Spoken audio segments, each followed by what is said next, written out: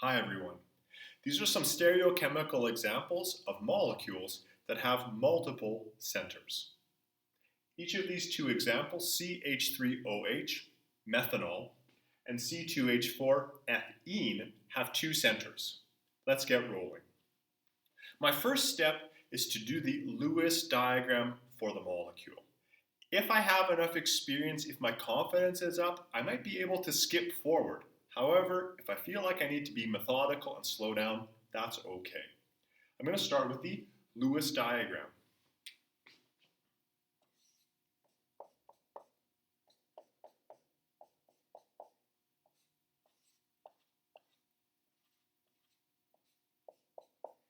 Here I have it, CH3OH.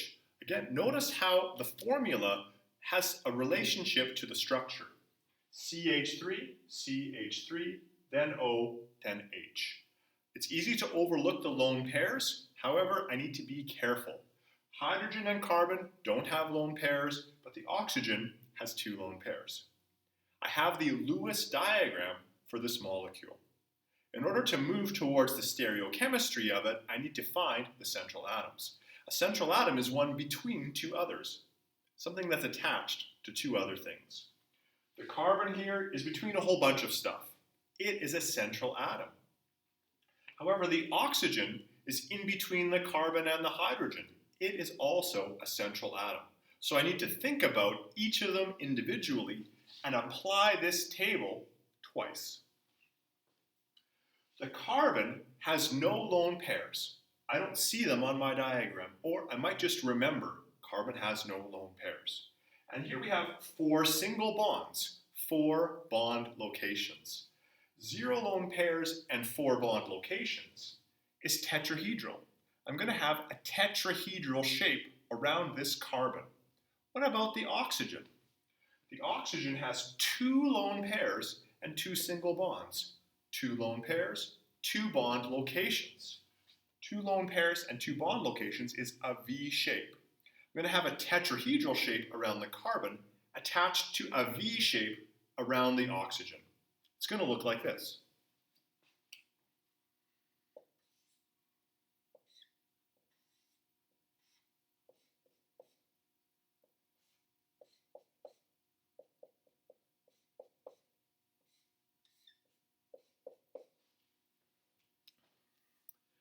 When I draw my tetrahedral shape, I need 1 atom above the central atom and 3 below.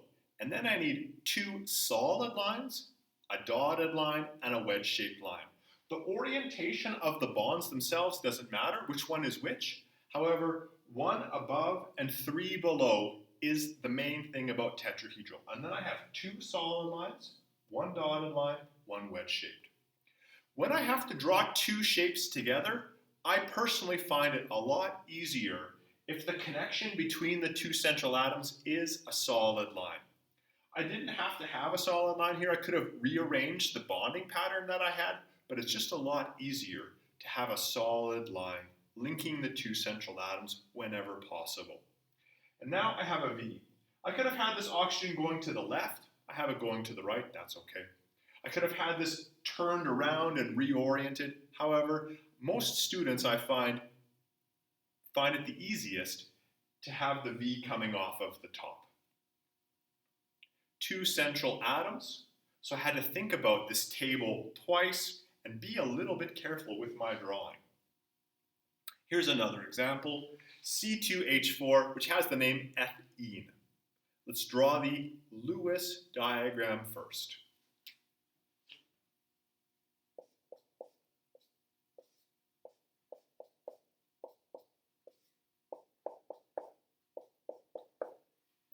Turns out that it looks like that. 1 bond for each of the hydrogens, and a total of 4 bonds for the carbons. It turns out that each of them has 2 single bonds and a double. I can see that this carbon is in between carbon and hydrogen. It's attached to more than 2 other things. And the same with the other carbon. There are 2 central atoms. Each of the carbons is a central atom. I need to think about them both individually. This first carbon has 0 lone pairs. Carbon never has lone pairs, and it has two single bonds, and a double. 3 bond locations. 0 lone pairs and 3 bond locations is trigonal planar. Around this first carbon, with 0 lone pairs and 3 bond locations, we have a trigonal planar shape. The second carbon also has no lone pairs, and it also has 2 single bonds and a double bond. 3 bond locations. Again, trigonal planar. So what I have this time are 2 trigonal planars attached to each other. This is a specific kind of scenario that's worth seeing in action. We tend to draw it like this. Instead of having the original part be horizontal, I'm going to keep it flat in between the 2 carbons. I'm starting there. Now I'm going to have the hydrogens on each side. They can't be square. I'm going to have them V off.